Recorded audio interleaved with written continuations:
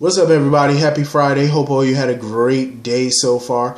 Getting into this episode of GH, I see everybody now took a sip or a swig of the Peter is good Kool-Aid. Like, what the hell is wrong with these people? Nina is one of the biggest disappointments to me. I'm like, well, not really, but she's a disappointment because you would think after the whole Valentine debacle that she would have had some sense or something after that. I'm like, I mean, we all know that your aunt is treacherous. We all know that she's capable of a lot of things. But come on now. You can't even believe that she, think about it. Think about the facts. Why would old Brett do all of this? For what? She's telling y'all she had nothing to do with the memory mapping. Yeah, she's a doctor, but how? She's not that kind of doctor. Like, it's crazy. And then, Nina, it's like, open your eyes, Nina. Oh, Peter's changed. Peter's changed.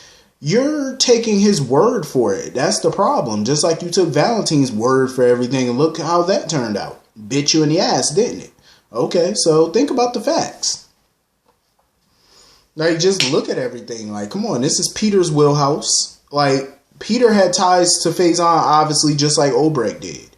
But if Obrecht's sitting there looking you in your face, telling you that she's owning up to a lot of her transgressions, and she even admitted it. She was like, yeah, I've done a lot of, bad things and stuff over the years, but I ain't do this. And of course, Nina's not trying to believe it, and she's pretty much done with Obrecht at this point. But Nina gonna look stupid yet again. She's gonna look very dumb when she realizes and get the proof. When the proof comes out that Obrecht really was telling the truth, she's gonna look mighty stupid. And she's going to be groveling at her feet. She's going to be sitting there groveling and begging. So anyway, Franco overheard Spinelli and Sam talking about Obrecht or whatever. So, of course, Franco heads over to the jail to talk to Liso and get the facts from her to find out if she had anything to do with it. So she's sitting there telling him she had nothing to do with it. She's saying Peter did it. And basically, Franco's not believing her. He don't know what to believe at this point. He just can't believe that his friend, because he feels like she's capable of doing that. Because he feels like she tried to, tie up loose ends or whatever.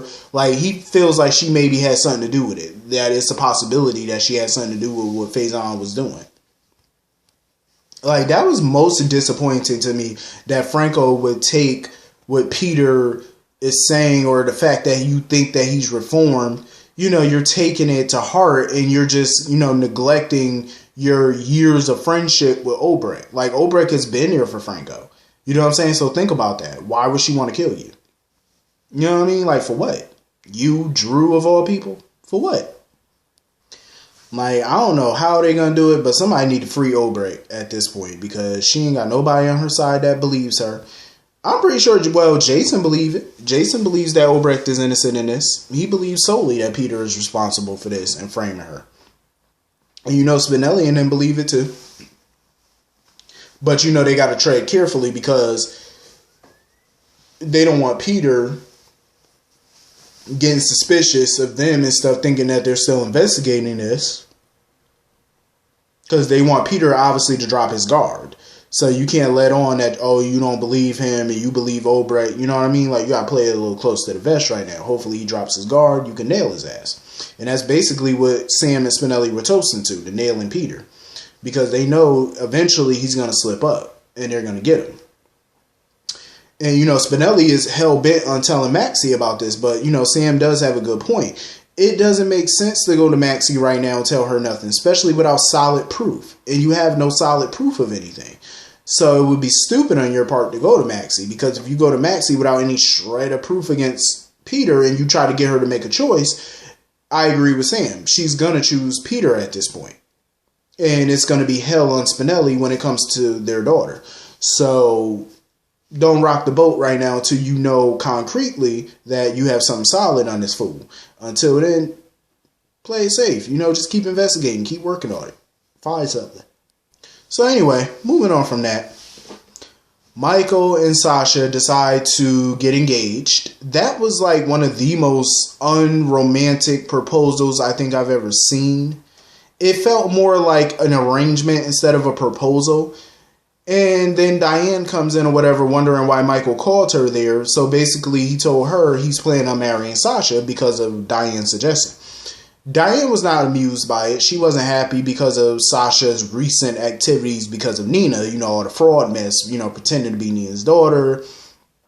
And obviously, she feels like that would hurt Michael's case if he were to marry her and they were to go to court. You already know Nell's attorney is going to bring up the fact that Sasha defrauded Nina and lied about being her daughter. So that's going to be brought up in court. My whole thing is, even if they get insta married and have this insta family, don't you think the judge would be smart enough to see that you married her because you want to strengthen your case? I mean, any smart judge would see that. But what I find most hilarious is that Diane has represented Jason and Sonny for years, made them look like upstanding, legitimate coffee importers, but yet you can't help Sasha with her public image. Like, you can't play up the fact that she's a co-owner and an executive of Deception Cosmetics, working with the woman that she allegedly defrauded. Like, come on, you could play that up easily in court. You know what I mean? Sympathy. Bring up the fact that her grandmother was dying. She needed the money. Bring all that up. Play the sympathy card. Because Nell's going to play it. Nell's going to play victim and try to garner sympathy from the judge and the jury. Well, the judge. So why not let Sasha do the same thing? I just feel like it's a plot point to get Michael and Willow together. Because basically, Diane alluded to that. That Michael would have to marry somebody basically who's a paragon. Basically who has no criminal record. Who's basically a goody two-shoes. Who's better than Willow at that? I just feel like it's a plot to get Michael and Willow together at this point, which I think is a little stupid, but okay. I mean, I like the two of them together, but I guess. I just feel like this is going to get messy and crazy, and it's already messy at this point. So, anyway, Michael basically, they're apologizing to each other or whatever, and they want to, him and Sasha, basically want to figure out another way to take Nell down or whatever. So anyway, moving on from that. So Willow is at not the Floating Rib. She's at Julian's pub, Charlie's, whatever. Talking with Chase or whatever, and that's when Harmony shows up. And Harmony abruptly has to leave because she gets a text. So Jordan and Curtis, are back at their place, and Curtis is still trying to figure out what the hell going on with her and the Cyrus situation. So he told Stella that he booked her a reservation at the Metro Court and that they were going to go have dinner so Jordan could have her space. Jordan really got a text from one of Cyrus's men that she was being watched and that they know about Stella. So once they left, she texted the guy and let him know like she's by herself. So what now? Surprise, surprise, surprise. Harmony shows up. I'm like, what the hell is Harmony doing here? Apparently, Harmony is now an employee of Cyrus Renault. Go figure. So basically, she's working for Cyrus as well because she has no choice. Cyrus is basically threatening Willow's life. So basically, if Harmony doesn't do his bidding, he'll hurt Willow. Just like if Jordan doesn't do his bidding, he'll hurt TJ. So basically, what he wants from Jordan is he wants her to make sure there's no police interference with his shipments. If there is, and she reneges on that deal, basically TJ will be chopped up into itty bitty pieces and probably sent to Jordan via FedEx. So basically they're in between a rock and a hard place. This is why Sonny and Jason wanted Jordan to work with them. Because Jordan can't follow regular protocol. Jordan is digging herself in deeper. If she works with Cyrus to make sure there's no police interference with his shipments, legally it's going to come back to bite Jordan in the ass. Because either way, you planted evidence. So if all these things come out, you're done as police commissioner. There's nothing Laura would be able to do to justify in keeping you as police commissioner or helping you make sure that the DA's office is not filing criminal charges.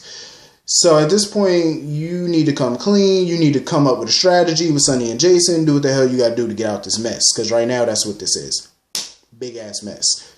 So Jordan pretty much wants proof every day that TJ's alive. So basically, she wants Cyrus's people to send her a picture, time-stamped and dated, to make sure that TJ's alive every single day that she's basically working for Cyrus.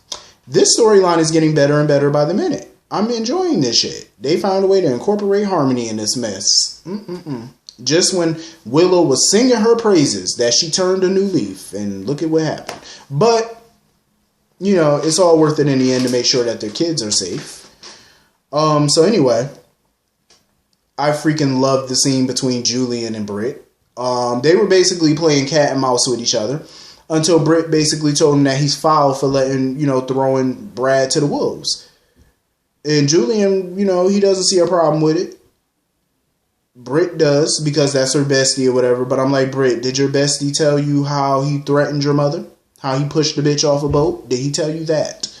No, he kept those tidbits to himself, of course. Like the slime that he is. I knew Britt and Julian was going to get it in. I knew it. Especially when she was like, she was drunk and stuff. I knew they was going to do. They got that chemistry, though. They definitely do. I knew they was going to get busy. I had that feeling. So, and basically, Curtis was basically telling Jordan that they need to figure out Cyrus's weakness. And this is exactly what I said yesterday. Everybody has a weakness. And Jordan feels like Cyrus doesn't have one. Curtis was like, yes, he does. Everybody who's human has some type of Achilles heel. Yes, they do. All you have to do is find it. Did I not say that yesterday? Find his weakness, take his ass down. Period. This is getting interesting, I will say. These storylines are definitely picking up. They're getting interesting. I wonder how Chase is going to react when he find out that his boo wants to be with Michael. Because a part of me feels like that's what's going to happen. I just feel like it's a matter of time. Not if, but when will it happen. Because I have a feeling that's where they're going. They're dancing around it. But anyway, I think that's everything with this episode, I want to say. Let's see. I think that's everything. Yeah, so that's pretty much everything with this episode. Hit the comment section. Let me know what y'all thought about this. I will see you all Monday. Hope you have a great night. Have a great weekend. I'll see you on Monday. Peace.